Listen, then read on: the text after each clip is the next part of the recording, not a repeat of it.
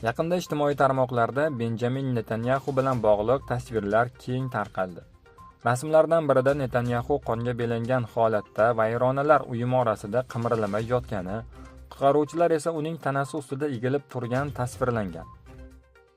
Yana bir tasvirda esa u kafanga o'ralgan holatda, ikki tomonida Eron bayroqlarini ushlab turgan odamlar bilan aks ettirilgan.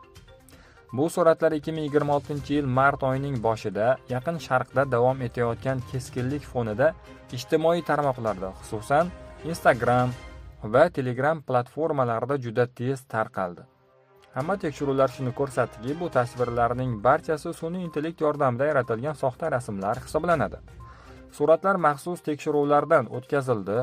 Eng mashhur AI aniqlovchi dasturlardan biri AI-OR va Not orqali tahlil qilinganda vayronalar orasidagi tasvirlar sun'iy intellekt tomonidan yaratilgan deb belgilandi.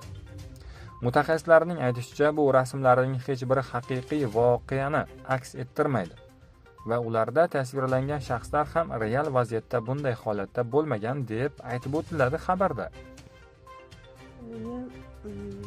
Ijtimoiy tarmoqlarda tarqalgan yana bir xabarga e'tiboringizni qaratmoqchimiz. Qo'qonlik tabib yaqinda Ozarbayjonga borib, u yerdagi bemorlarni ham davolayotgani aks etgan videolar tarqalgan edi.